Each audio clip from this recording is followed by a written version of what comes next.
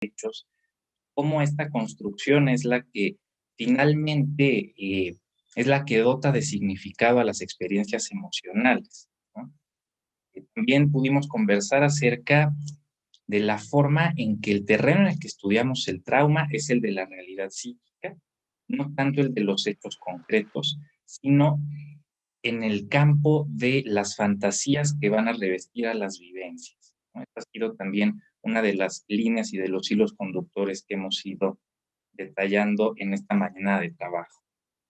También hemos conversado cómo la capacidad simbólica, la capacidad de representar en la mente estas experiencias emocionales va a depender de muchos factores, ¿no? Y que la lectura causalista acerca del trauma, es decir, pensar que existe un hecho que genera directamente una estructura psíquica, está por fuera de la comprensión psicoanalítica, sino que tratamos de mirar cómo se engarza lo externo con un armado estructural que ya existe previamente y vamos también a ir entendiendo a lo largo de esta mañana y también durante la tarde con las mesas clínicas, cómo eh, al armarse un trauma, al presentarse una experiencia adversa, también se van a generar efectos en la estructura, efectos en los mecanismos defensivos.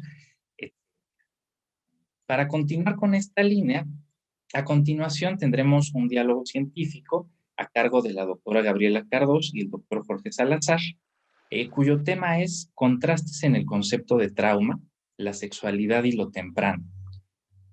Este es un evento interactivo, es decir, ustedes podrán participar, podrán mirar en su transmisión que hay un botón para poder participar y dejarnos sus comentarios y preguntas y que nuestros ponentes retomarán durante el desarrollo de la actividad.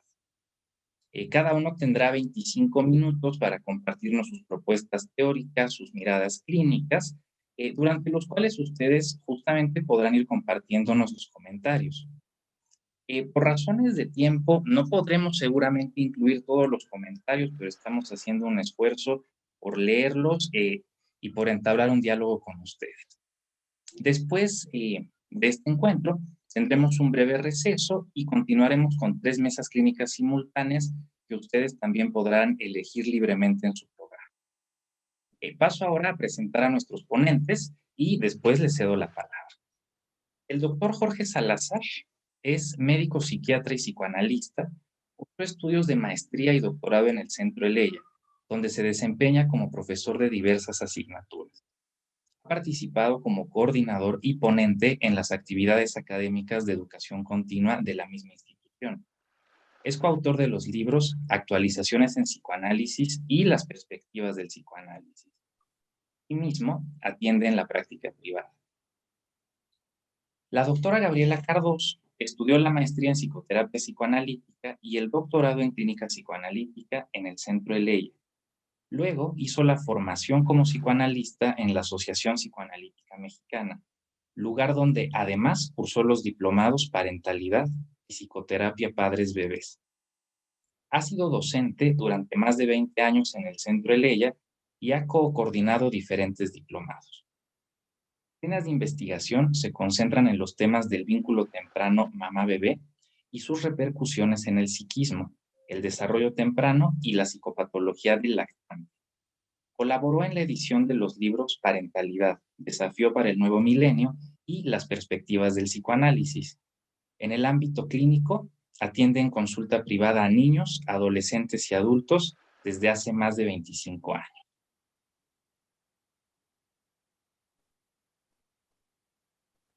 Muy bien. Muchas gracias, Gracias Cristóbal.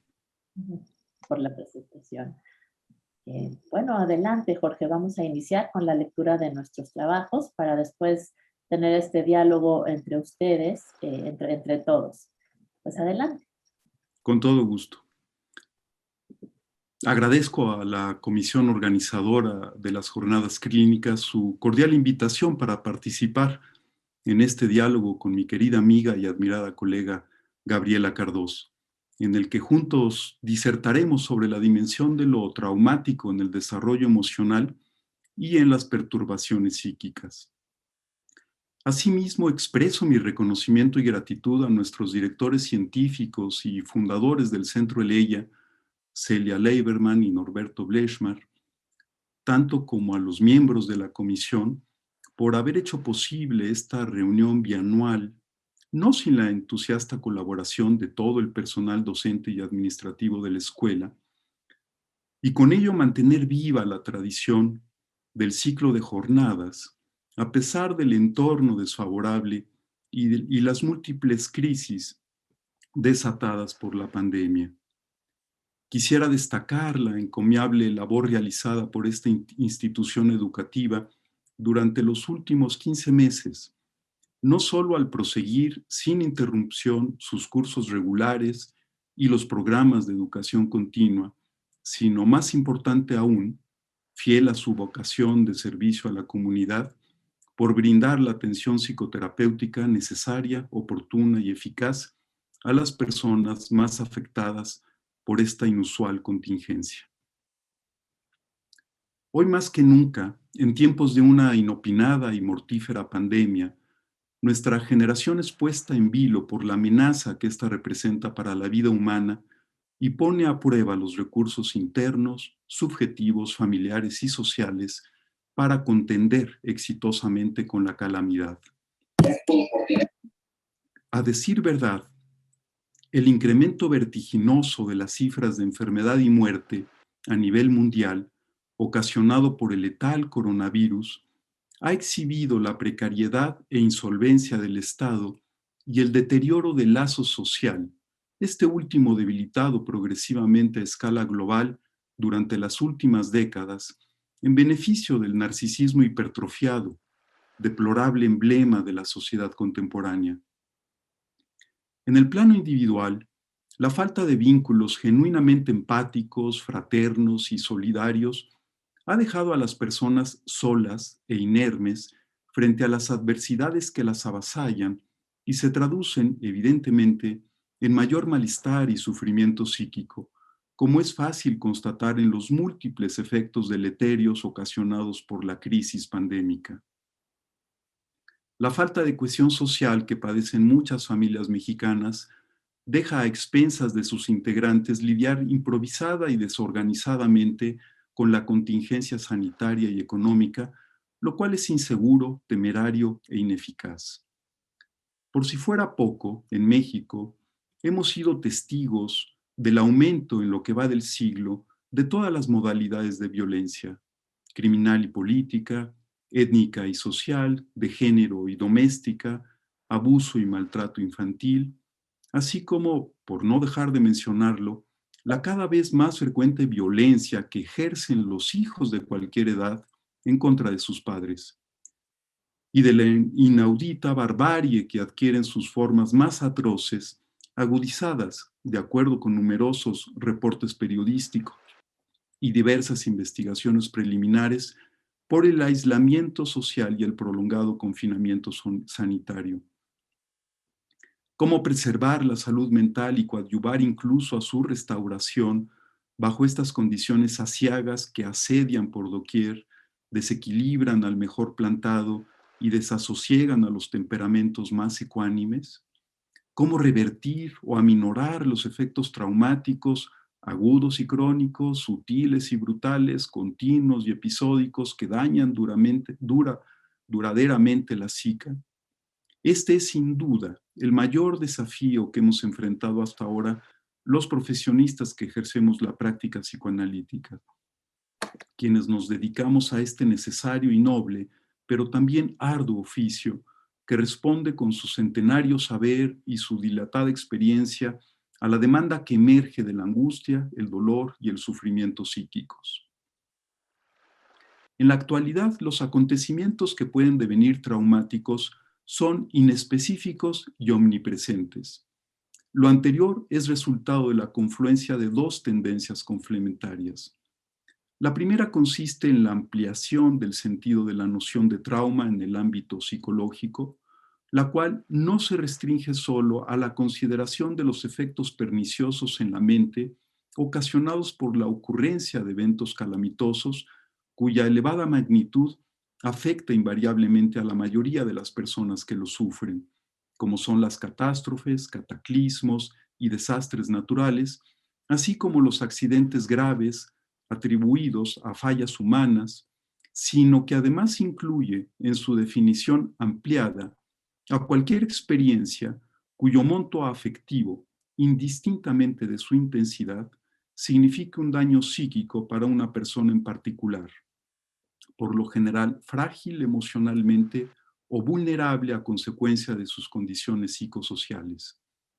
Dicho de otro modo, existen en principio eventos traumáticos reales y objetivos que tienden a producir efectos deleterios en forma universal y con relativa indiferencia de las variables psicológicas individuales, tanto como experiencias traumáticas que lo son únicamente para determinados individuos en función de sus rasgos caracterológicos predisponentes, de su débil estructura de personalidad o de su disposición subjetiva sensible, con indistinción de la dimensión realista del acontecimiento, de su ocurrencia episódica y única, continua y repetida, o de su causalidad natural, familiar o social.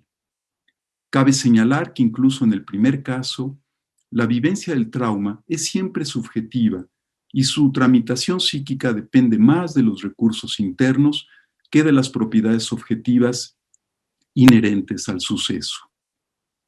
La segunda tendencia se refiere a la mayor exposición de las personas en el mundo globalizado a las vivencias potencialmente traumáticas, debido sobre todo al desarrollo de la moderna tecnología bélica altamente sofisticada, que posee una enorme capacidad de destrucción, elaborada precisamente para ese fin, y a la incidencia en aumento de los hechos criminales y violentos en la sociedad contemporánea, tanto en la realidad como en la ficción, así como a su mayor difusión en los medios masivos de comunicación.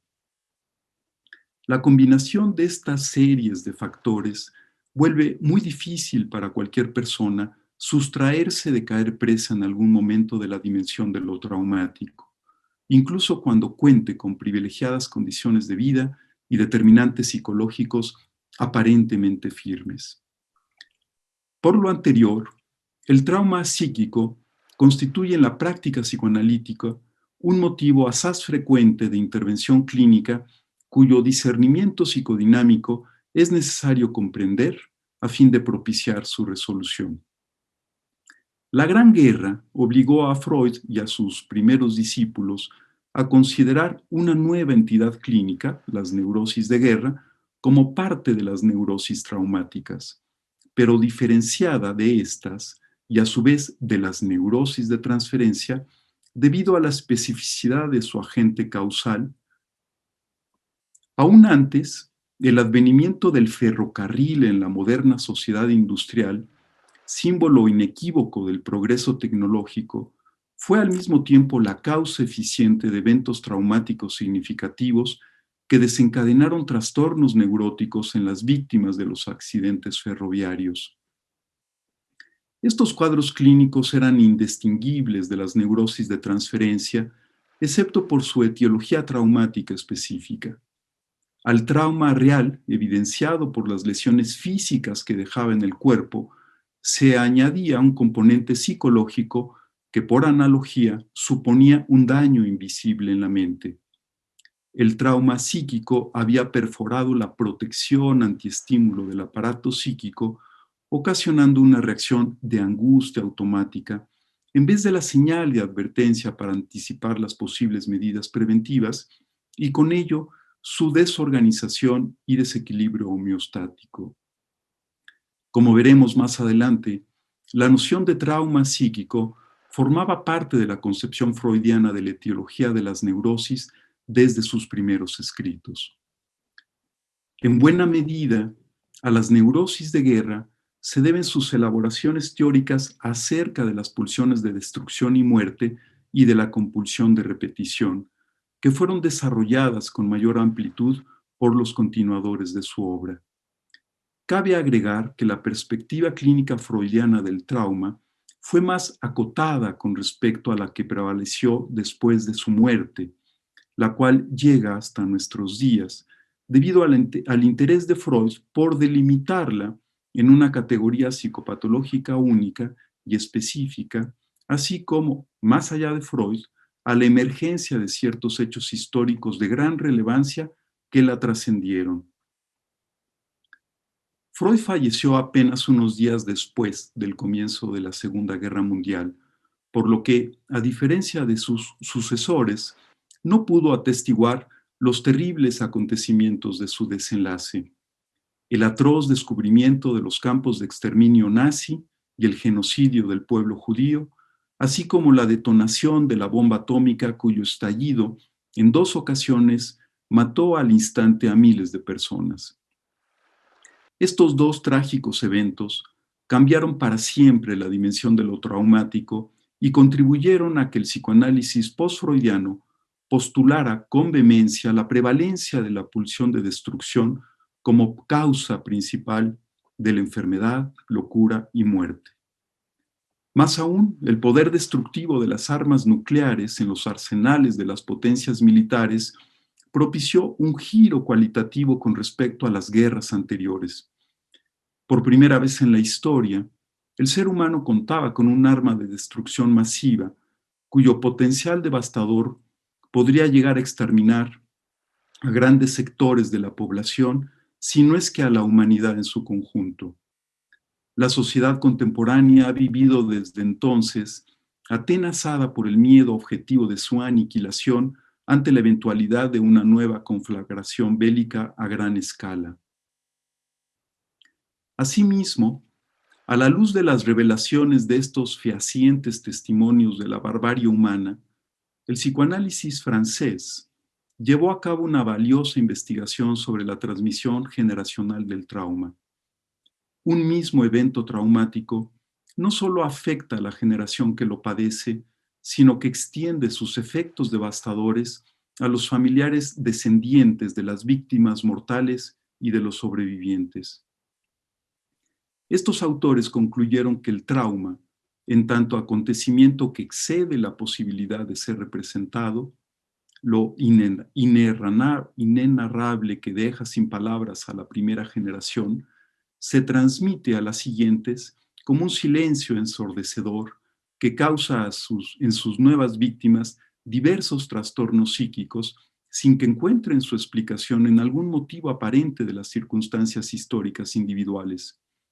En estos casos, no es el pasado reprimido infantil el que desde el inconsciente se agita en el mundo interno, sino el traumático pasado familiar y social pendiente aún de inscribirse como saga en la historia subjetiva para ser por fin elaborado.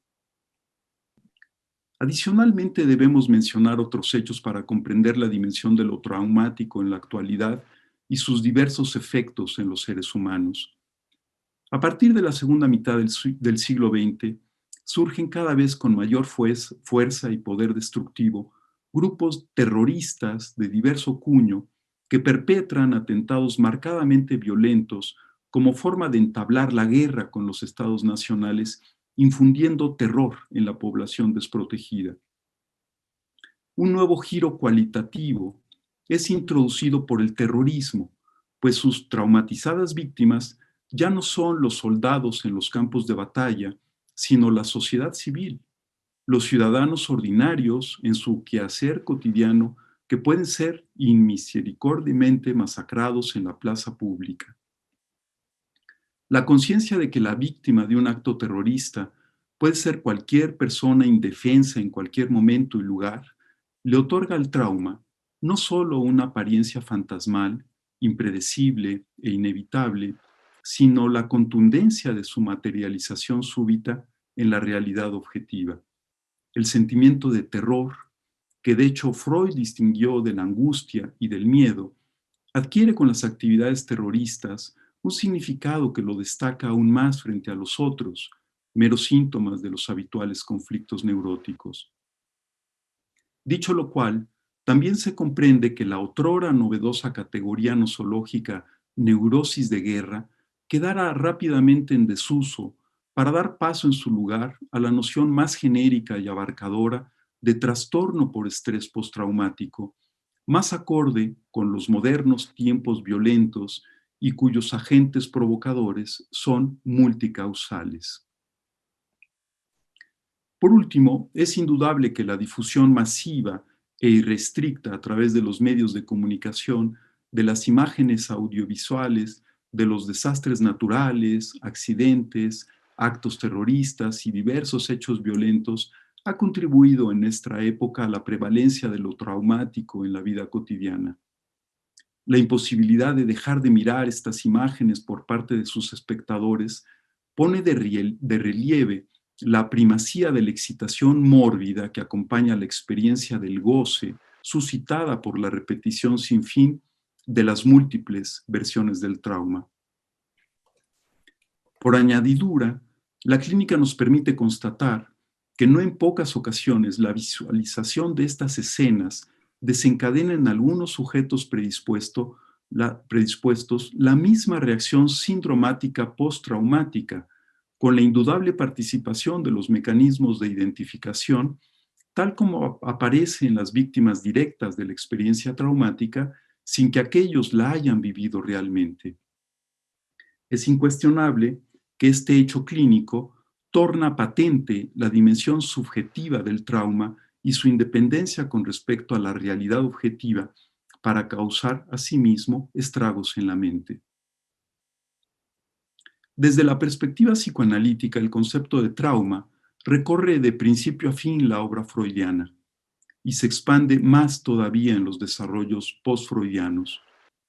Lo encontramos en sus primeros escritos, en los que Freud lo vincula con la causalidad de las perturbaciones neuróticas, así como en su último libro publicado aún en vida, Moisés y la religión monoteísta, en donde lo retoma en una acepción más general con la que alude a la noción fundamental de conflicto psíquico, es decir, a la dificultad de dar trámite a las vivencias sexuales infantiles, la represión de las mociones de deseo inconciliables con el ideal del yo y el consecuente retorno de lo reprimido.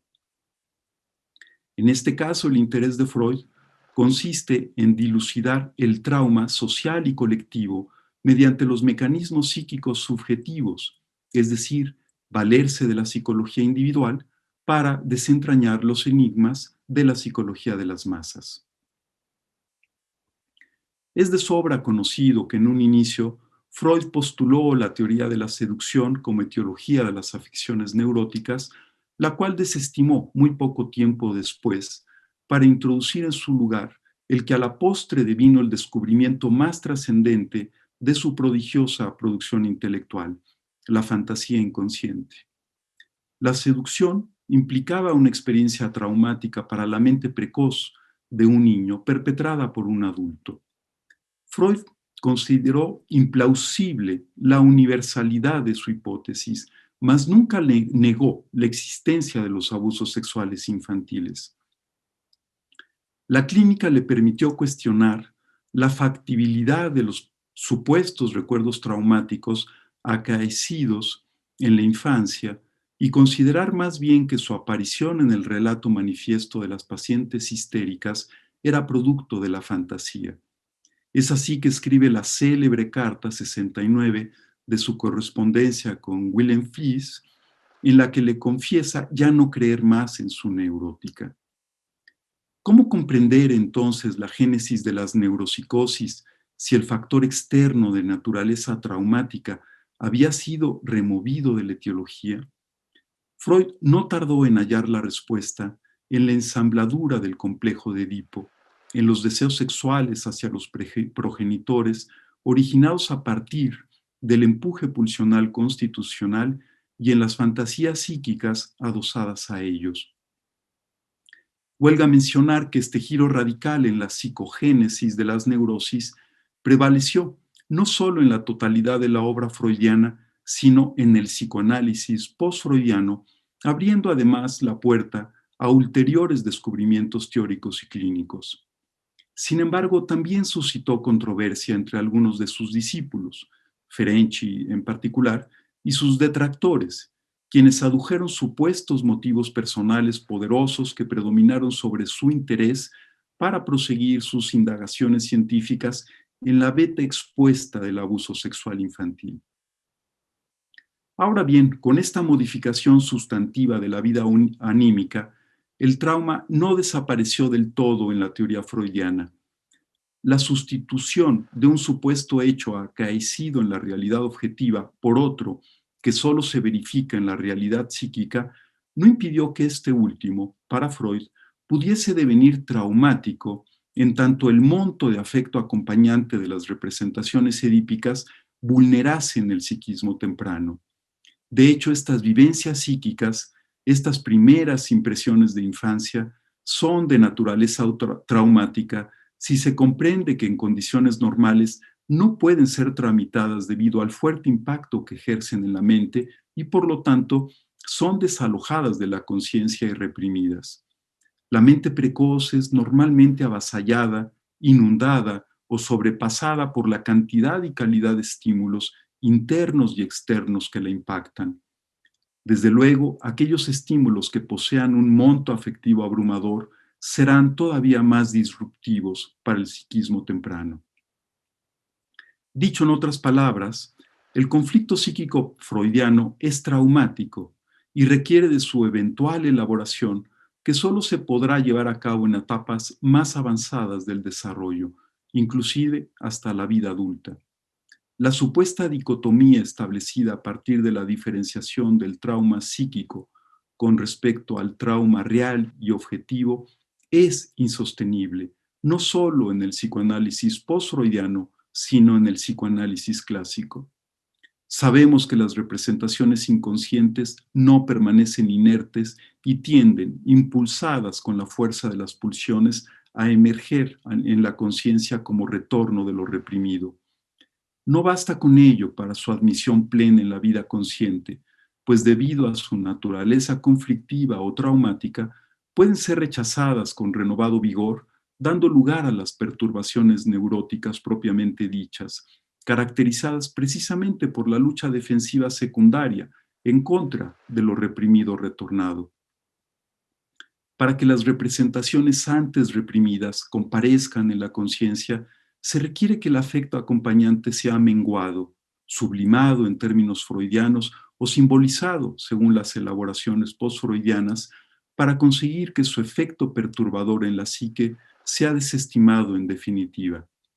En este sentido, es posible concluir que el trauma objetivo y real aparece circunstancialmente del mismo modo que las experiencias de separación y pérdida y, por lo tanto, así como éstas remiten a una inevitable pérdida primaria acaecida en la infancia temprana y a su resolución más o menos lograda en aquel entonces para la adecuada elaboración de la vivencia actual, aquel también reactiva los insoslayables traumas psíquicos pasados de los que depende la dimensión subjetiva del acontecimiento actual y su ulterior tramitación. Para el psicoanálisis, las experiencias positivas del pasado infantil, los buenos vínculos de objeto, el tesoro anémico de representaciones bien custodiado y la riqueza de los recursos simbólicos creados con la fuerza pulsional de la sexualidad y de Eros constituyen los elementos esenciales para contender con la crudeza e impiedad de la realidad psíquica, no menos que de la realidad material. Muchas gracias.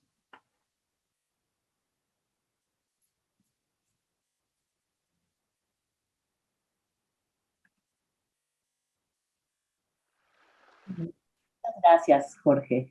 Muchas gracias y un gusto compartir contigo esta mesa. Y bueno, voy a dar paso a la lectura entonces de mi trabajo. Yo le titulé Huellas que marcan la vida, el impacto del trauma temprano.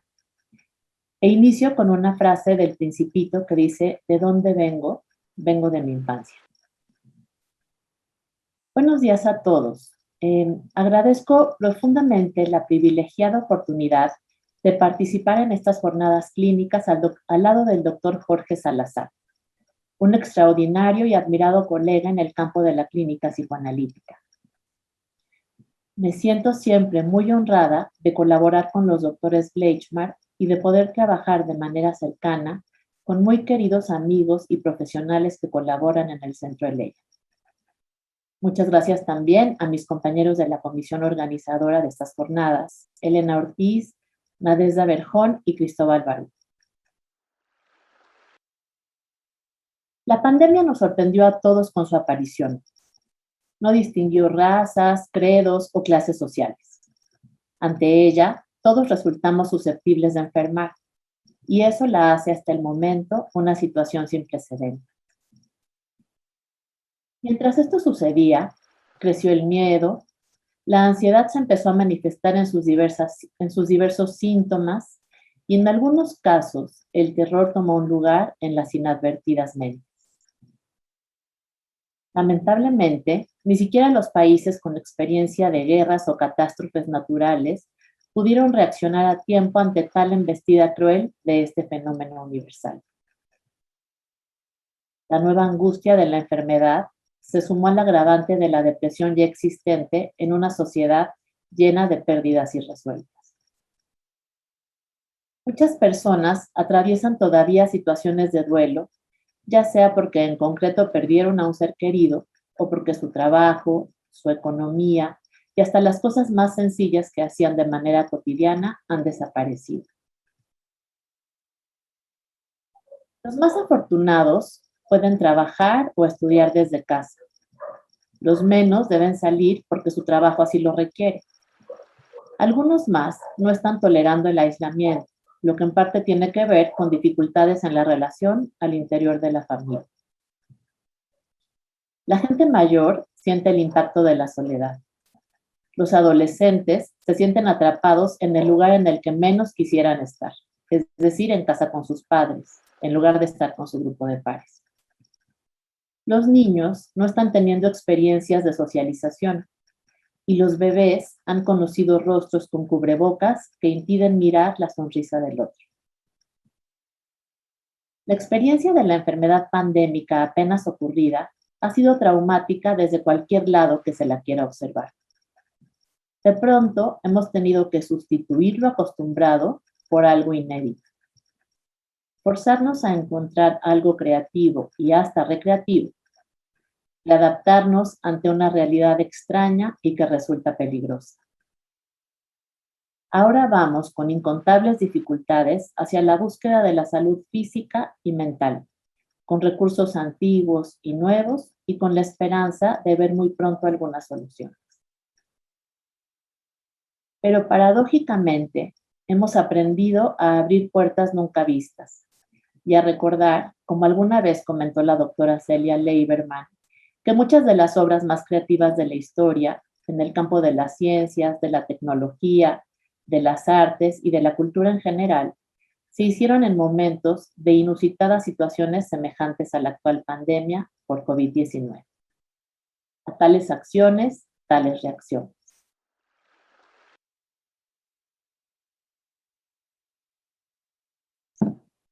Estas jornadas, ahora virtuales, son un intento de hacer algo creativo frente a tal fenómeno, de pensarlo de manera acompañada al lado de queridos colegas, de compartir a distancia la experiencia y de seguir reflexionando alrededor de él, entendiendo que el efecto de la pandemia es diferente en cada uno de nosotros, ya que la COVID tiene una interacción con lo que tenemos cada uno en la mente. Lo que sí podemos decir es que en general provoca angustia por ser algo que no podemos ver, un enemigo invisible que por momentos toma tintes de ficción y en otros de una realidad que percibe. Los tremendos desafíos actuales sobre la salud mental y los imponentes retos del trabajo clínico profesional nos dan también la ocasión de verlos como oportunidades únicas. Como respuesta ante estas tendencias es que hoy, por medio de las necesarias redes sociales o de lo así llamado virtual, nos podemos comunicar con ustedes para restablecer vínculos de interés profesional y encontrar juntos algunas luces en medio de la oscuridad.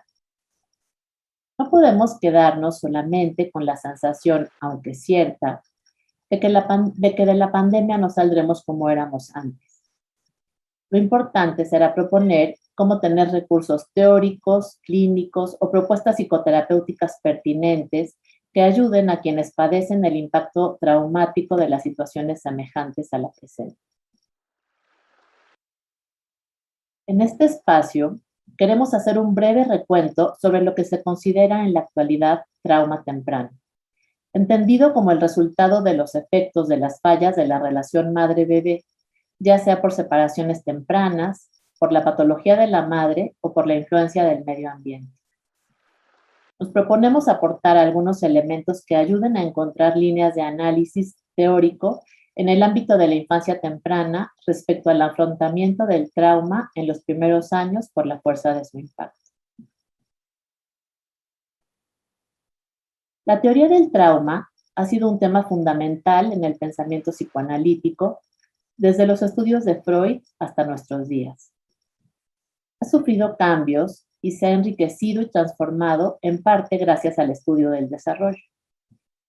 Sin embargo, también es un concepto controvertido, pues nos lleva al debate clásico sobre el papel de la realidad psíquica y la realidad material. El psicoanálisis ha venido interesándose cada vez más por el estudio de lo temprano, pues proporciona un importante conocimiento sobre cómo se construye la mente, sobre el impacto de las experiencias primitivas y sobre la manera en la que las fallas en la capacidad de una madre impiden contener las ansiedades de su bebé en las primeras interacciones. Las consecuencias traumáticas de dichas fallas en la construcción de la mente podrían más adelante conducir a la formación de síntomas e inclusive de psicopatología. Este interés surge también del hecho de que el psicoanálisis ha ampliado su campo de trabajo hacia patologías graves como la psicosis, los trastornos fronterizos, las enfermedades psicosomáticas y las adicciones. Pero, ¿cómo es que ha evolucionado la teoría del trauma? Freud utilizó el concepto desde el comienzo de sus teorizaciones sobre la etiología de la histeria, aunque más adelante relativizó su importancia. En principio, lo concibió como un factor ambiental que invade a un yo incapaz de tolerar. Es decir, que su explicación inicial era económica. En sus postulados, el trauma era el resultado de un exceso de excitación. Su teoría inicial asumía la existencia de un trauma temprano en el sentido de que sus pacientes histéricos habían sufrido experiencias sexuales prematuras que habían sido reprimidas y por ello provocaban síntomas. Más tarde, abandonó la teoría de la seducción como explicación etiológica de las neurosis para dar paso a una formulación más compleja que ubicaba el origen de las neurosis en la realidad psíquica al afirmar que el trauma no se debía a un evento externo, sino que era producido por la fantasía. Sin embargo, y como lo señala Laplanche, el hecho de que Freud abandonara la teoría de la seducción lleva a la idea del endogenismo pulsional, sin tomar en cuenta el papel que ocupa el ambiente en la estructuración de la pulsión. En otras palabras, Freud atribuyó mayor importancia a lo intrapsíquico y dejó fuera la realidad externa. De acuerdo con Levine, el alejamiento de la teoría de la seducción y la relativa falta de énfasis en el trauma y en los factores externos como explicación para la psicopatología llevó a que se dudara de la veracidad de recuerdos, sueños y fantasías del trauma sexual infantil, los cuales eran entendidos como pantallas falsas asociadas a factores internos. De forma paralela al desarrollo de las dos posturas de Freud alrededor de la etiología de las neurosis, su idea del desamparo y el desvalimiento con el que nacemos ha llevado a pensar a muchos psicoanalistas sobre la necesidad del otro en la estructuración de la mente.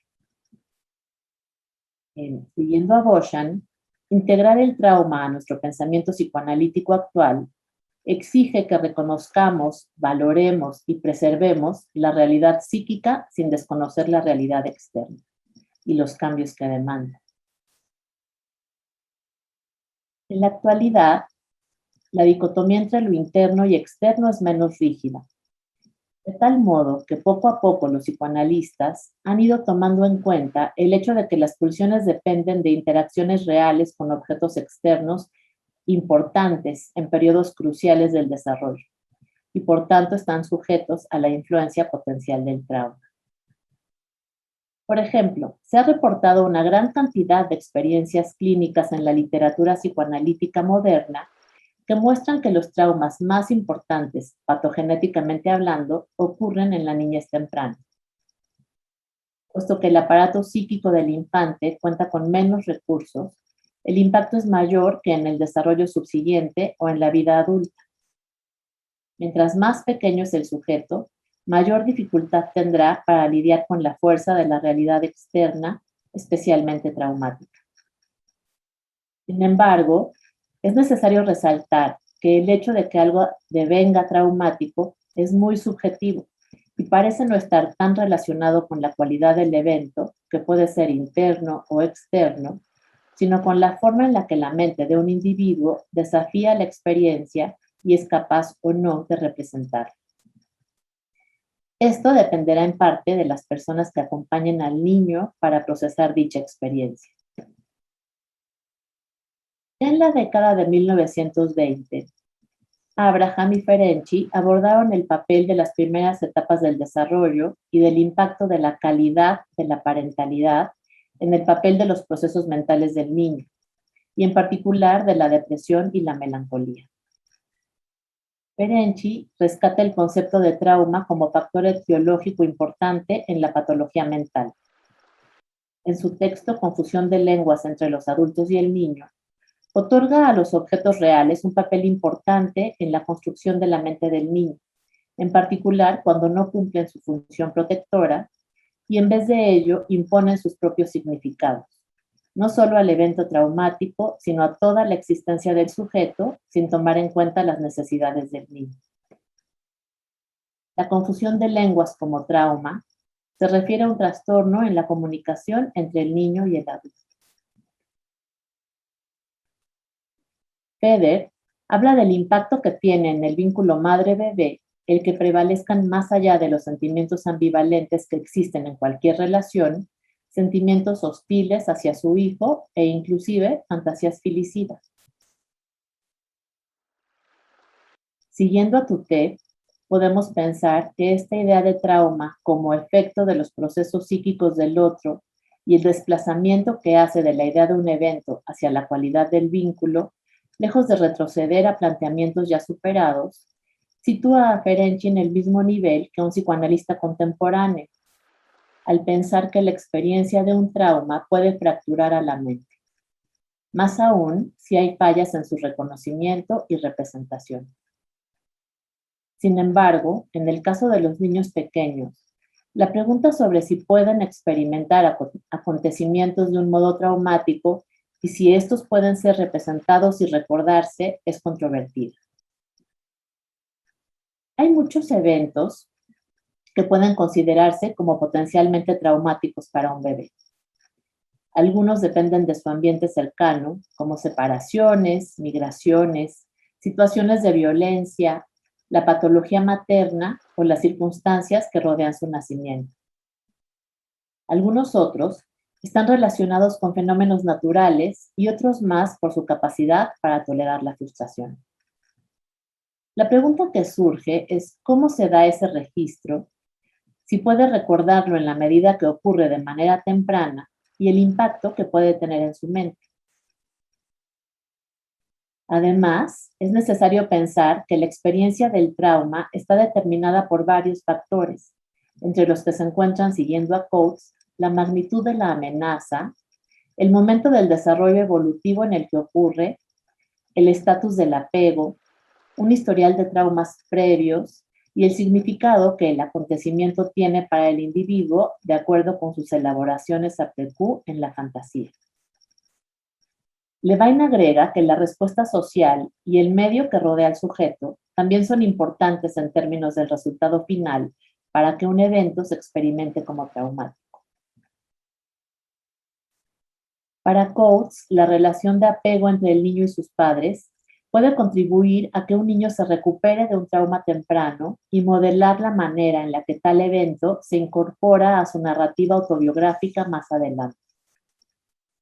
De acuerdo con sus ideas, el síndrome de estrés postraumático relacional muestra la manera en la que la comprensión de un suceso es obtenida a través de los cuidadores primarios, quienes pueden moderar el impacto de un acontecimiento si son capaces de leer las señales del niño y responder a sus necesidades. Hay ocasiones en las que puede ser la madre quien experimenta el trauma, situación que puede afectar la relación que tiene con él, de tal modo que no tenga la capacidad suficiente para responder de manera sensible a sus pedidos. Dicho de otro modo, los padres juegan un importante papel en la manera en la que se percibe la experiencia y en cómo se procesa de forma cognitiva y emocional, pues los niños desde muy pequeños buscan en ellos señales que les permitan entender qué es peligroso y qué es seguro. Lo que es llamativo es que con frecuencia parece que son los padres y otros adultos quienes no pueden tolerar y prefieren negar el verdadero impacto que un acontecimiento traumático puede tener en un niño.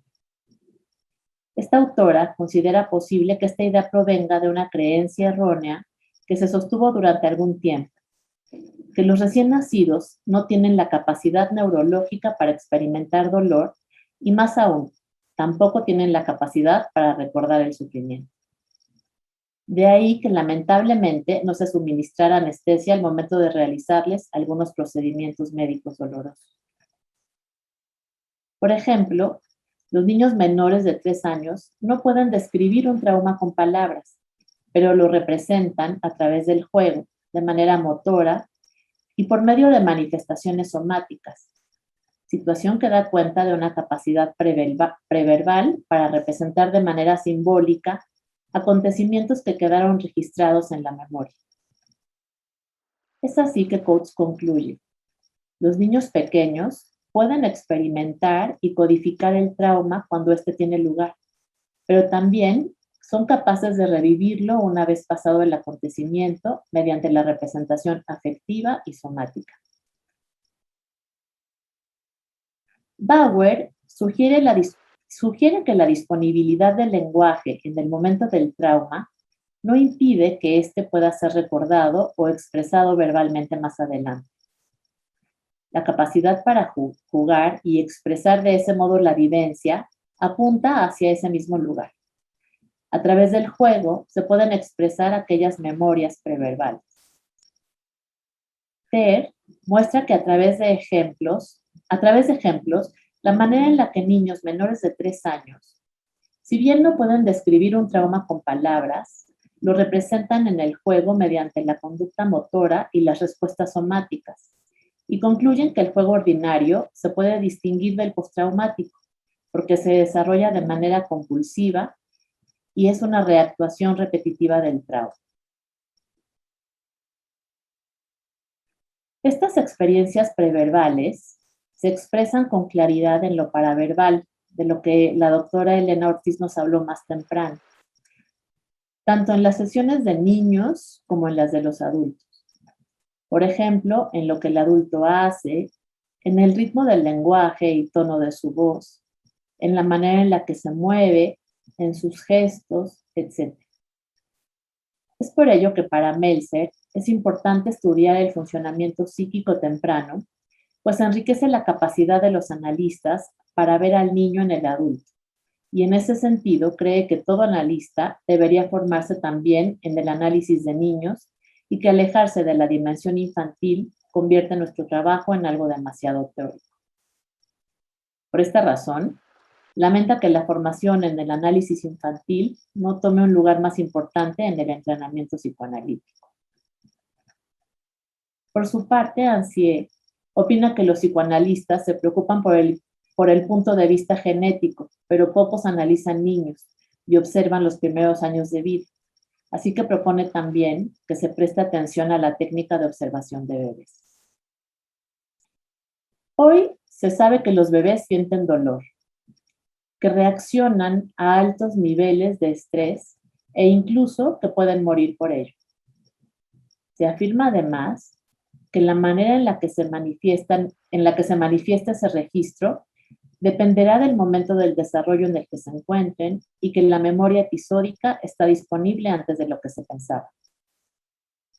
A esa memoria se le agregan las palabras de los padres sobre dichas experiencias, situación que permite contextualizarlas en tiempo y luego convirtiéndola en la memoria autobiográfica que formará parte de la representación que tenemos de nosotros mismos y de nuestra historia vital. El impacto de un acontecimiento que pudiera considerarse potencialmente traumático dependerá, pues, no solo de la cualidad del evento mismo, sino del tipo de relación establecida con quienes acompañan al niño a transitarlo. De la misma manera en la que la madre de un recién nacido presta atención a cada gesto de su bebé, está pendiente de su contacto e interpreta sus movimientos, pues sabe que hay un significado detrás de todo ello, frente a una situación traumática deberá acompañarle en la comprensión de lo acontecido, que más tarde le permitirá desarrollar esa función de autocuidado y la posibilidad de lidiar con experiencias disruptivas. En la clínica es frecuente que nos encontremos con niños que han sido traumatizados de pequeños y, según McBride, son pacientes de difícil acceso.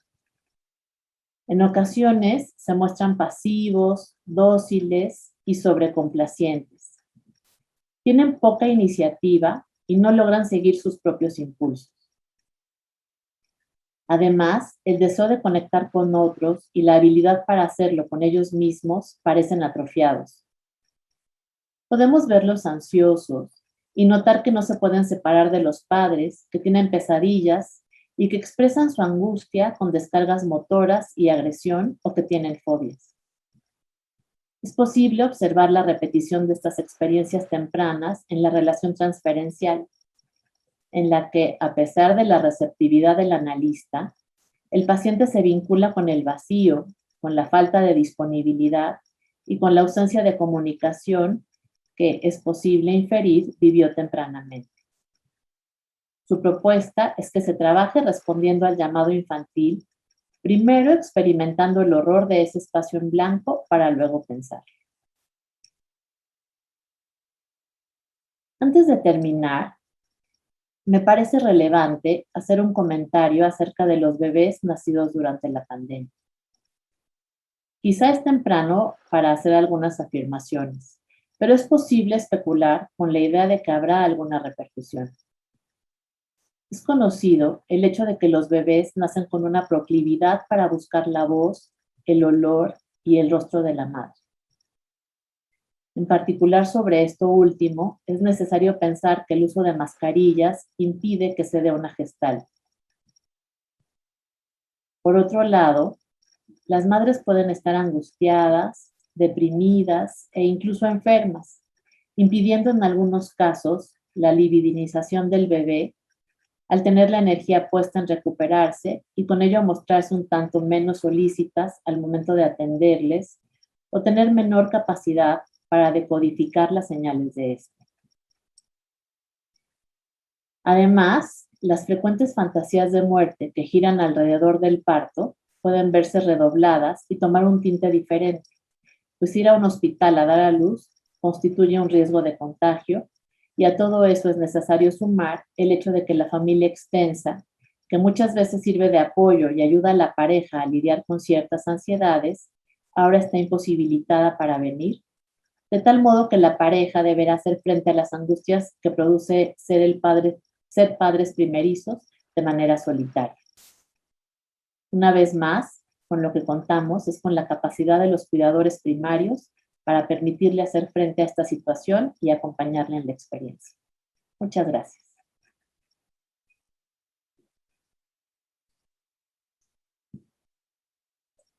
Listo, Jorge. Pues ese es el trabajo que tenía preparado y encuentro que hay algunos puntos de unión con el trabajo que tú nos presentaste, ¿no? Que me gustó muchísimo. Muchas gracias. En particular, muchas gracias. Igualmente. de cómo se transmite de manera transgeneracional Ujú. algunas cosas, ¿no? Hablabas de situaciones tan dramáticas como los conflictos sociales, las guerras, ¿no? Pero hablando en particular de los niños, ¿no? Pensaba en cómo se transmiten también ideales, fantasías y cosas que ha cargado la familia misma, ¿no? Em, no sé, voy a mirar qué preguntas tenemos.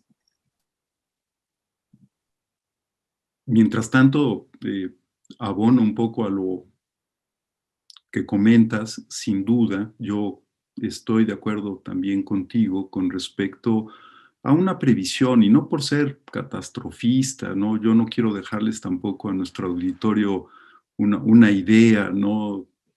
Del terrible mundo en el que nos encontramos. No, tenemos cosas buenas y malas, desde luego, los seres humanos. Pero estoy de acuerdo contigo con base en los trabajos que nos preceden de varias décadas atrás, autores prominentes. Podemos ya de entrada considerar, y quizá tenemos más elementos preventivos para empezar a trabajar con estos niños pandémicos, ¿no? En tiempos pandémicos, precisamente por lo que se les está transmitiendo eh, a través, pues, ¿no? De las ansiedades que los padres tienen en una época como la que estamos viviendo, ¿no? Eh, Creo que para eso nos ayudan también estas ideas y reconocer los hechos históricos anteriores, el trabajo de psicoanalistas que nos preceden, ¿no? Para introducir esta vertiente, pues incluso, ¿no? Un poco profiláctica, si se puede. Ujú. Muchas gracias, Jorge. Sí, totalmente de acuerdo. Y mira, tenemos ya algunas preguntas. Voy a leer que hay unas preguntas aquí para ti. Eh, Mm. dice, considera que el concepto de pulsión de muerte sigue vigente. Es un concepto que se puede usar en el trabajo con pacientes. ¿Qué pensarías de eso? Eh, el concepto de pulsión de muerte es metapsicológico. En última instancia, alude, digamos, a lo que sería desde una perspectiva esencialista, aquello que es inherente a la condición humana y que el propio psicoanálisis, si bien es propuesto por Freud, ¿no? No tiene los medios como para corroborar, y creo que ninguna disciplina científica los tiene, los medios, para corroborar, digamos, la esencia del ser humano, ¿no? Aquellos aspectos que son inherentes a nuestra condición.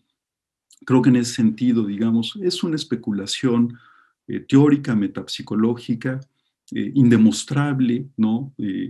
Mediante recursos científicos, pero me parece conveniente, ¿no? Creo que aludir a la pulsión de muerte es un recuerdo que tenemos presente, que creo que debemos también, pues, recuperar, ¿no? Nombrar, para que no se nos olvide que los seres humanos también podemos tener una beta muy destructiva, muy mortífera, muy dañina, ¿no? Y no dejar que predomine, ¿no? Eh, Está esa otra vertiente que es eros y pulsión de vida, y también quizá la podemos tener como algo inherente a la condición humana, pues, ¿no? Y aunque no podamos demostrarlo tampoco desde ahí, creo que nuestro actuar, en la forma como nos relacionamos con nuestros objetos, con los demás, con el otro, con nosotros mismos, con el entorno, etcétera, pues están esas tendencias propias, ¿no? Del ser humano a lo largo de toda la civilización y en todos los confines del mundo. Así que, pues creo que hablar de pulsión de muerte es un buen recordatorio de cualquier manera, que no se nos olvide que podemos tener esas fuerzas destructivas dentro de nosotros mismos y trabajar para evitar que hagan de las suyas. Y sin duda lo que vemos son sus efectos, ¿no? Es decir, lo que sí podemos ver es cómo se manifiestan en el día a día de las personas. En tu texto, por ejemplo, Jorge escribía sobre el gusto que de pronto hay en ciertas personas de observar situaciones traumáticas que no les sucedieron a ellos, que le sucedieron a alguien más, pero que de alguna manera hay como cierto placer, vamos a decir así, en mirar algo de eso, y que inclusive el impacto traumático era muy parecido, o postraumático era muy parecido a las personas que efectivamente lo han vivido, ¿no? Entonces, esa pregunta que haces es muy interesante. ¿Qué nos empuja a desear conectar y mirar estas cosas, ¿no? Y me parece que una de las explicaciones que podríamos encontrar a eso justamente tendría que ver con esta pulsión de muerte que nos habita, que como dices no es más que una hipótesis, pero que podemos observar en sus resultados, ¿no? En los efectos en la vida cotidiana, ¿no? Así es, y con base también a las dos ponencias de nuestras compañeras y amigas, ¿no? La doctora Elena Ortiz y la doctora Marta Pusch, excelentes ponencias, ¿no? Ahí también recordamos efectivamente cómo desde aquellas experiencias clínicas que llevaron a Freud en 1920 a postular el tercer y definitivo dualismo pulsional con la pulsión de muerte. Y uno de esos aspectos que están articulados con la pulsión de muerte es el goce, la experiencia del goce, ¿no? Que sí hay que entender el goce no como una experiencia de placer, sino un plus de placer, como se denomina en el psicoanálisis post-freudiano, donde hay una vinculación con lo mortífero, ¿no? La compulsión de repetición que es inherente al goce es lo que lleva también a hacer esta distinción cualitativa entre lo que observamos en la clínica y trabajamos con nuestros pacientes, qué tanto la repetición de los acontecimientos traumáticos sirve a su elaboración, porque hay algo de ello, hay que repetir quizá para elaborar, pero llevaría precisamente a esa dirección. Pero en este caso que estamos comentando, pareciera que la repetición es más de lo mismo, quedarse ciclado en ello, por decirlo así, ¿no? Es el goce el que se privilegia y es seguir experimentando esta sensación, digamos, ¿no? Que sí tiene algo de placer, pero también algo de mortífero, algo vinculado con la compulsión de repetición y que de hecho va en sentido opuesto, más que ir ligando a lo mejor con pulsión de vida aquellas experiencias que al repetir se van logrando elaborar, pareciera que de este otro modo va cada vez desarticulándose, desmezclándose más, hasta que por ahí quedan los estados psíquicos completamente abatidos, ¿no? Eso es la diferencia y es muy difícil quizá también pesquisarla en la clínica. Es una idea linda la que haces, Jorge, la que describes, Jorge, porque estaba pensando en la diferencia en un niño que juega, en un intento justo de repetir para tramitar, para entender, para incluso comunicar, al juego que es una simple repetición a manera de descarga, ¿no? De situaciones que pudieron ser complicadas, ¿no? Revisando algunos de los textos que es dolorosísimo, ¿no? Escuchar de situaciones traumáticas en bebés, veíamos como hay como una suerte de intento de representación, ¿no? De aquello preverbal, en donde si bien no hubieron palabras, ¿no? Sí hubo un registro, en principio afectivo y somático, y cómo los niños entonces lo repetían, ¿no? Y estamos hablando de bebés chiquitos, ¿no? Pero como a lo mejor más mayores, ¿no? Lo repetían en su juego como intentos de comunicar, como intentos de pensar, y cómo eso se diferencia de la repetición en términos de la simple compulsión a la repetición, ¿no? Que no parecería tener mucho de elaborativo, vamos a decir así, ¿no? Así es. Yo creo que el registro transferencial es el que va dando la pauta para hacer esa diferenciación, ¿no? Cuando uno siente que esta repetición, porque nuestro trabajo es también un trabajo repetitivo, digamos, ¿no? No esperemos que cada sesión sea un gran progreso en términos de desarrollo y crecimiento, es muy, muy lento, parcial, en fin, y nosotros repetimos mucho, ¿no? Vaya, hasta la enseñanza es repetitiva, ¿no? Repetir es aprender, ¿no? es enseñar, ¿no? Pero es una repetición que conduce a un crecimiento, ¿no? Y quizá es lo que uno percibe en esta dimensión, ¿no? Como más afectiva, más emocional, más de la cualidad del vínculo. A diferencia de lo contrario, que es la repetición estereotipada, rígida, que no se acompaña de creatividad, de imaginación, sino que está simplemente en una circularidad propia, pues sí, de la experiencia del goce o de la compulsión de repetición vinculada con lo mortífero, con la pulsión de muerte. Y eso es lo que uno tendería a desatorar, ¿no? Porque eso no está conduciendo ni a la elaboración ni al desarrollo y crecimiento psíquicos. Muchas gracias. Oye, Jorge, hay otra pregunta ¿cómo explica el psicoanálisis el estrés postraumático secundario que se da en trabajadores de salud mental por escuchar relatos traumáticos?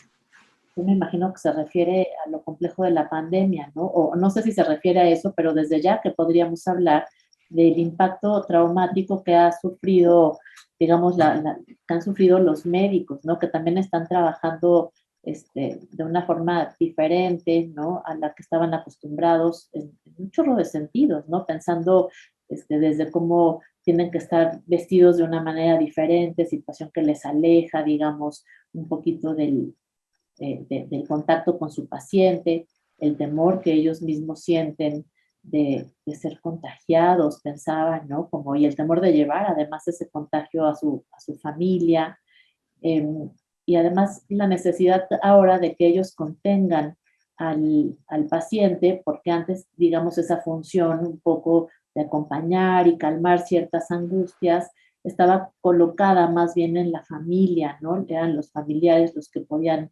entrar, acompañar, pero ahora además el enfermo está aislado, evidentemente angustiado, y el médico entonces tiene que lidiar con sus propias angustias y un poco tolerar y lidiar con las angustias del paciente. Entonces, bueno, preguntan que si los médicos, que si tú crees que los médicos están teniendo un estrés postraumático secundario, y se refieren a los médicos y al personal de salud mental. Desde luego que sí, ¿no? Creo que el psicoanálisis no nos va a dar nunca una respuesta en una situación tan específica, tan delimitada, y precisamente por lo que hemos comentado, ¿no? Tanto en esta charla, con los trabajos que hemos elaborado y las ponencias, insisto, de Elena y Marta, ¿no? Aquí lo que veríamos es precisamente esta interacción entre los recursos psíquicos que posee una persona, pues en este caso un profesionista de la salud o del campo de la salud mental en particular, ¿no? Con la situación externa, ¿no? Que pues es una situación inédita, avasalladora, angustiante, ¿no? Eh, con un influjo enorme, ¿no? En la vida de cualquier persona, ¿no? Y eso a su vez tendríamos que pensarlo, que es propio del pensamiento psicoanalítico, con lo ocurrido en la formación de este sujeto, que ahora es un médico, o ahora es un profesionista, una persona que trabaja en un hospital, en fin, u otros sujetos, ¿no? Que por ahí también se dedican al área de la salud o circunstancialmente les toca, por ejemplo, familiares que desempeñan el rol de cuidadores, por ejemplo, ¿no? De familiares enfermos, ya sea también en la situación actual o bien enfermos crónicos, ¿no?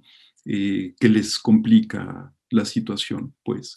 Tenemos entonces que considerar cómo está estructurada, ¿no? Esa persona, pues también con base en su historia individual, y ahí es donde vienen a cuento, digamos, pues todas estas ideas que ya se pusieron sobre la mesa, ¿no? La interacción del bebé con la madre, el mundo interno de la madre, ¿no?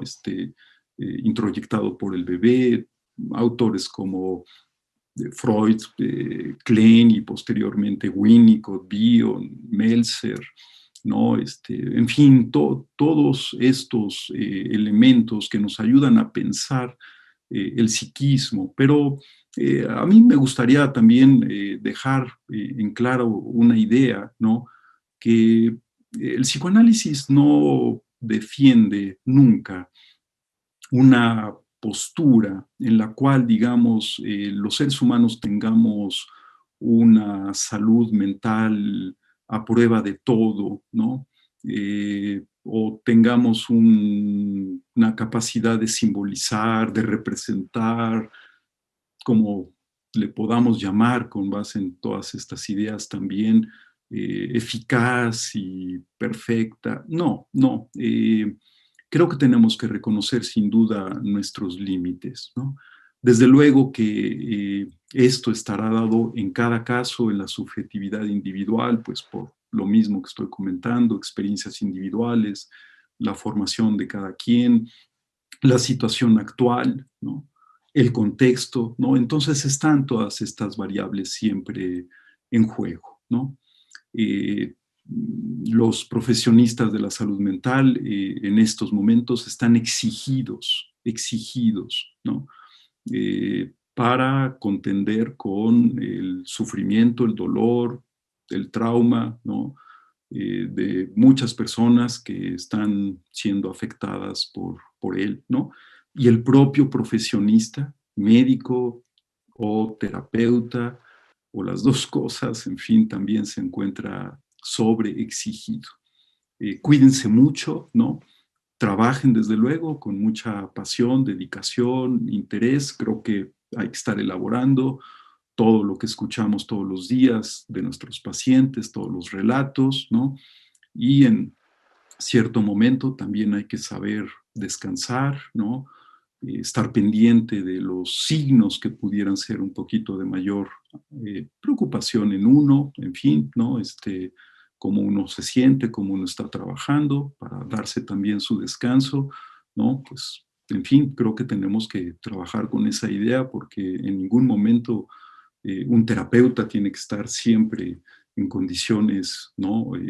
Óptimas para su funcionamiento, porque eso más bien es puro narcisismo y megalomanía, ¿no? Cuando hay que reconocer que uno no está pudiendo ya con el trabajo, hay que saber también hacerse un poquito a un lado, tomar las medidas que le permitan a uno sentirse mejor o recuperarse y volver a estar al frente y dar la cara. Claro, y saber con cuánto se puede lidiar, ¿no? Hacerse acompañar, tener espacios entre colegas para hablar un poquito, porque esto es algo que ha impactado sin duda a todo el mundo en diferentes niveles, ¿no? Pero bueno, a los profesionales de la salud mental, como te ponen en esta pregunta, ¿no? Sin duda estamos escuchando historias y relatos bien complejos y de manera permanente, de tal manera que también tener espacios de elaboración, ¿no? Uh-huh. De supervisión, desde luego el análisis personal e ir lidiando con todas estas emociones que de pronto así de golpe y todas juntas pudieran ser más complejas, ¿no? Como de atender. Mira, esta es una pregunta, que creo que, bueno, creo que son dos que se pueden hilar. Hablan sobre qué hay sobre los síntomas infantiles o la expresión de lo traumático con los niños. ¿Y qué sucede con los niños o adultos que no tuvieron el sostén tan necesario?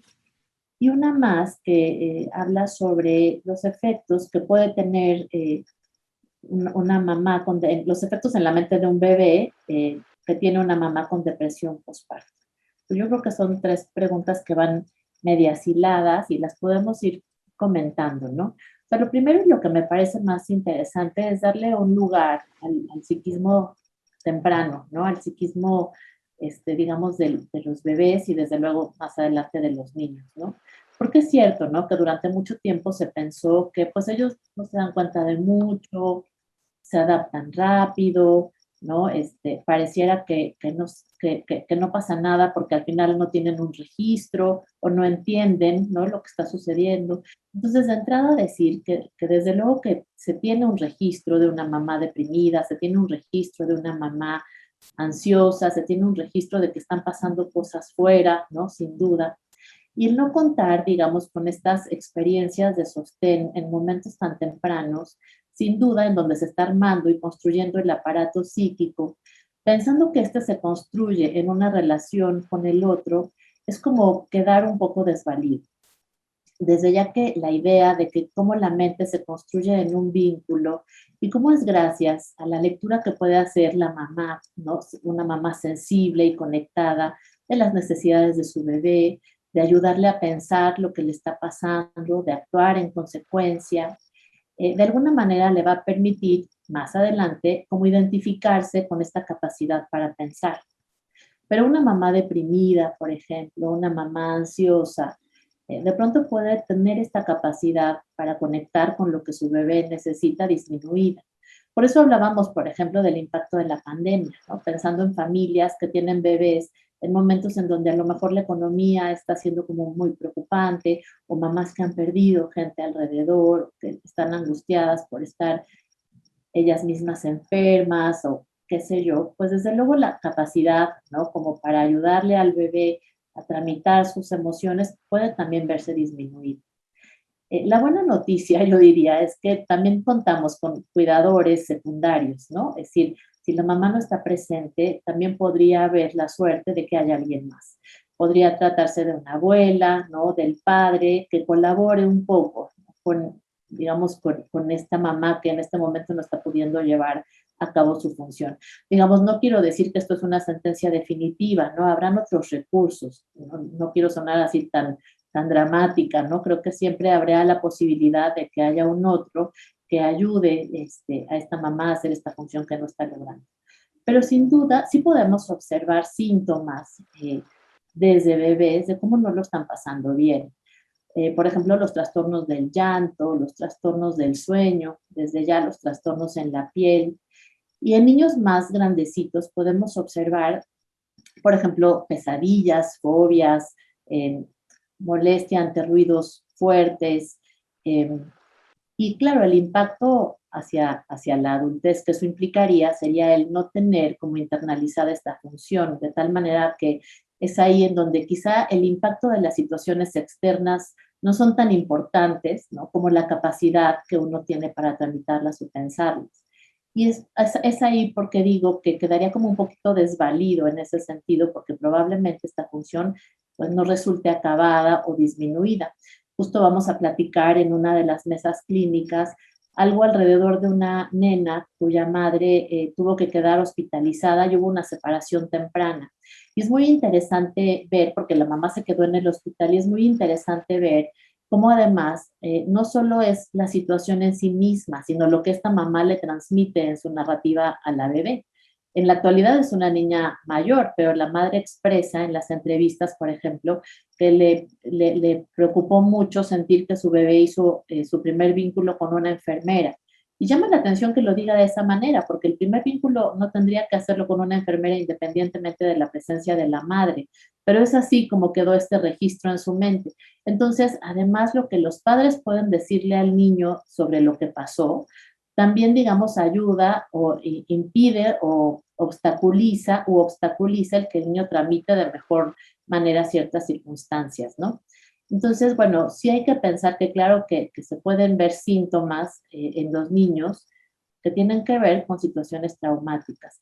Y preguntan también, Jorge, si en los niños que aparentemente parecerían no tener ningún impacto ahora por la pandemia. Yo pienso que esto se va a ver adelante, digamos, ¿no? Que puede ser que no, porque tuvieron muy buenos recursos para atravesar por esta situación.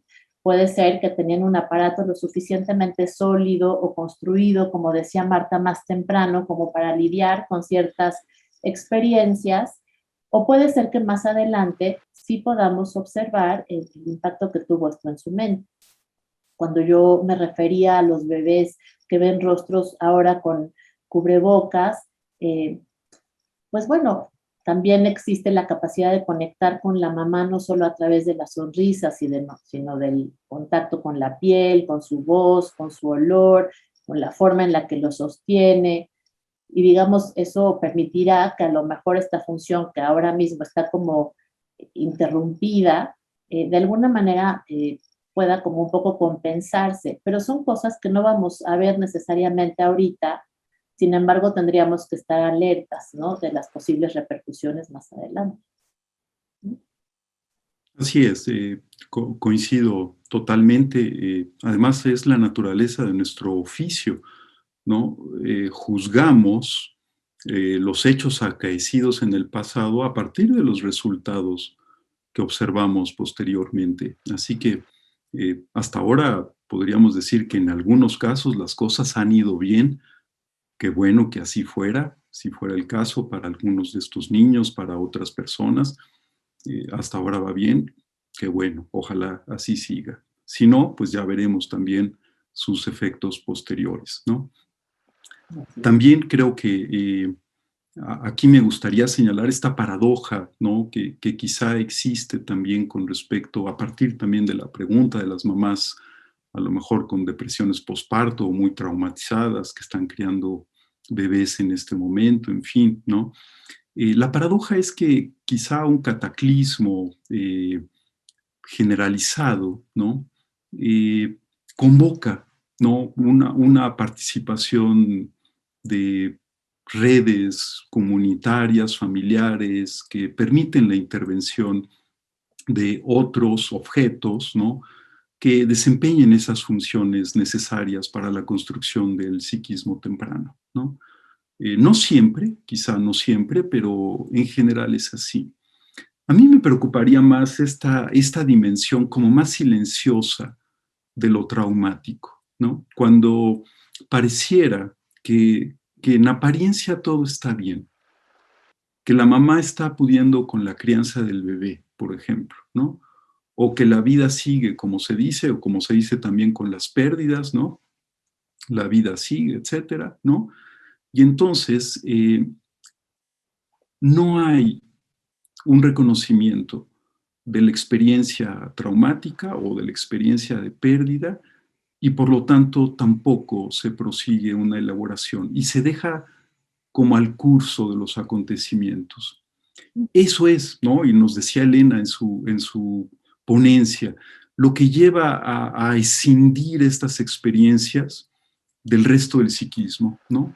Se va configurando entonces, pues sí, una especie de subjetividad en islas, en archipiélagos, como también decía Green, ¿no? Donde la personalidad se está construyendo de una manera disociada, con elementos afectivos que por su naturaleza quizá dolorosa y traumática, no se han procesado y ahí están en alguna parte de la subjetividad. Sabemos que eso tarde o temprano eclosiona en enfermedades psicosomáticas o en otro tipo de trastornos, ¿no? Esa es la paradoja quizá de esta dimensión aparentemente silenciosa, todo va bien, ¿no? Que pueden tener en algunos casos las experiencias traumáticas. Yo creo que nuestro trabajo sería también cuestionar, ¿no? ¿En verdad usted se siente bien, ¿no? Con lo que está pasando, ¿no?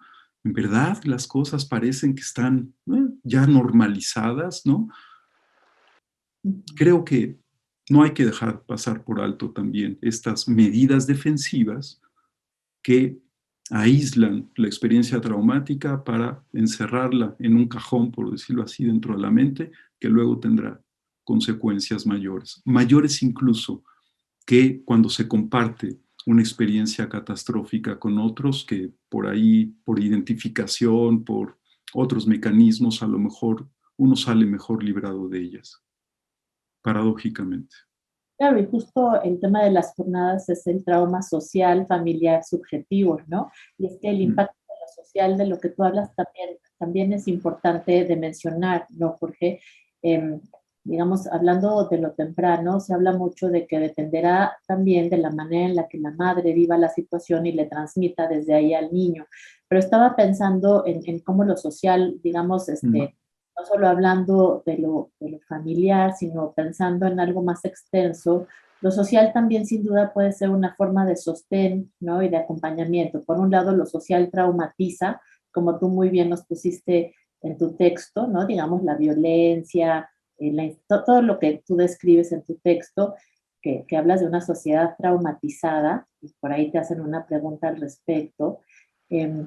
Pero también acompaña, ¿no? Como a lidiar. En la entrevista que vamos a tener con el doctor Levine, él Mm. menciona la diferencia que hay, por ejemplo, en pacientes que fueron, digamos, víctimas del Holocausto, y unos migraron a Nueva York y otros migraron a Israel. Y desde luego en Israel había como toda una comunidad que entendía y que acompañaba, que había vivido en carne propia, y habían como más recursos para sostener, digamos, a aquellas personas que migraron por esa razón, mientras que quizá en una sociedad como la de Nueva York, tan multicultural, y no estaban como, digamos, tan conectados, y cómo había diferencias, ¿no?, en la posibilidad de tramitar esto traumático también a partir de lo social, ¿no?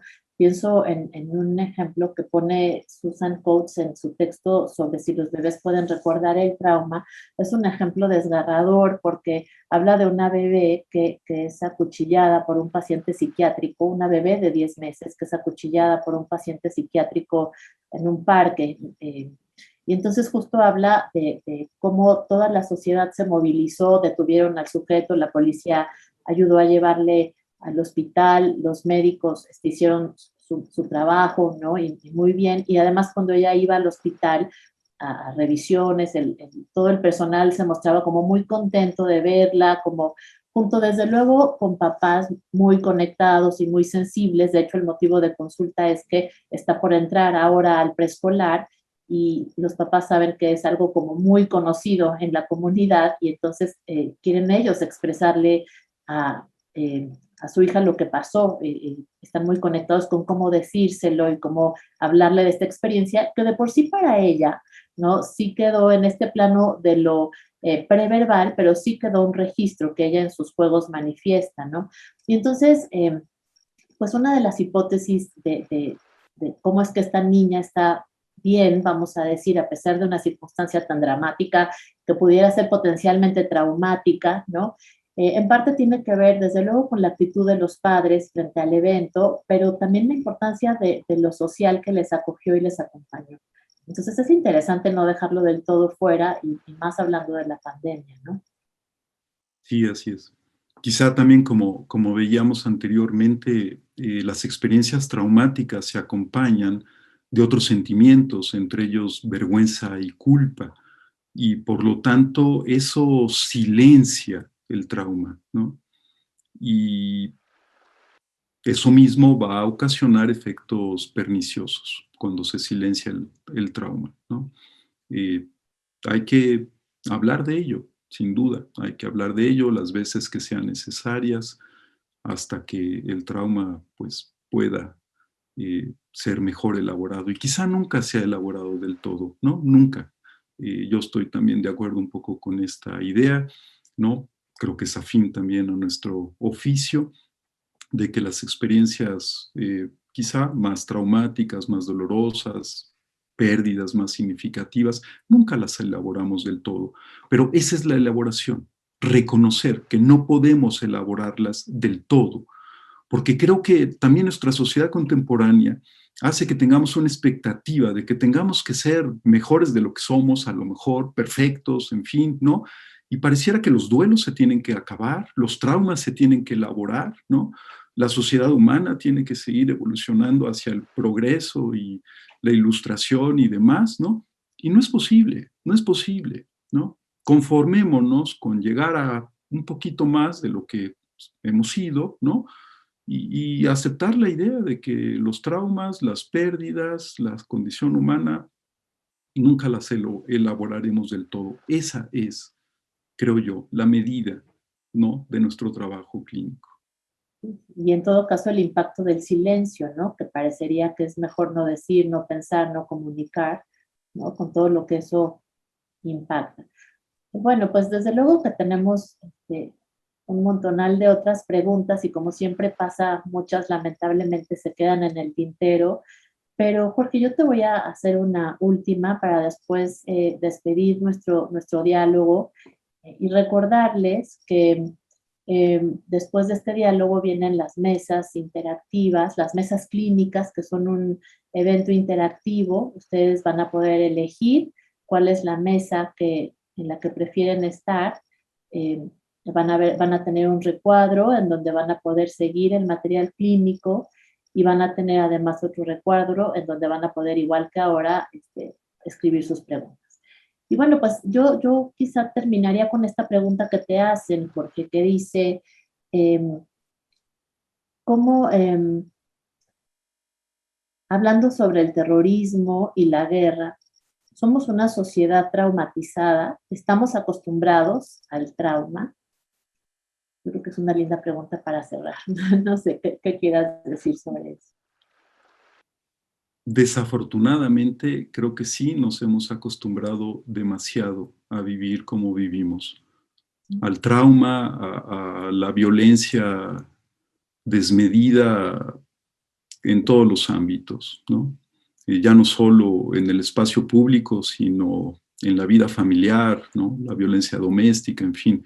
Sí, creo que estamos traumatizados, pero al mismo tiempo muy acostumbrados, ¿no? Quizá precisamente porque nuestros mecanismos disociativos nos permiten eso, ¿no? Que no es tampoco lo más idóneo, ¿no? Creo que tendremos que pugnar nosotros por desacostumbrarnos a vivir con estos niveles de violencia y de barbarie y de atrocidad, ¿no? Al mismo tiempo, yo quiero decirles también que yo estoy de acuerdo también con autores que piensan que estamos hoy en día en términos de la civilización, ¿no? Quizá mejor que antes, ¿no? Hay más derechos humanos, hay más conciencia, desde luego, ¿no? De la vinculación con el otro. Nos falta mucho, desde luego, por hacer, ¿no? Pero probablemente sí, hemos evolucionado un poco más. No quiero dejar en el auditorio la impresión de que estamos viviendo como tiempos de las cavernas, pues, ¿no? Tiempos primitivos, ¿no? Aunque hay algo de eso, desde luego, siempre, ¿no? Pero también esto sí se acompaña, digamos, como de un progreso humano, ¿no? Que creo que de cualquier manera hay que recuperar. No nos acostumbremos tanto al trauma, a la violencia. Eso sí, creo que lo podemos afirmar. Claro.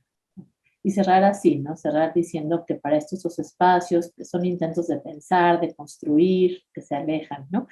Bueno, pues muchas gracias, Jorge. Fue un gusto estar contigo. Muchas gracias a todos. Tenemos 15 minutos entonces ahora de un receso y volviendo de esos 15 minutos, ustedes pueden elegir la mesa clínica que deseen.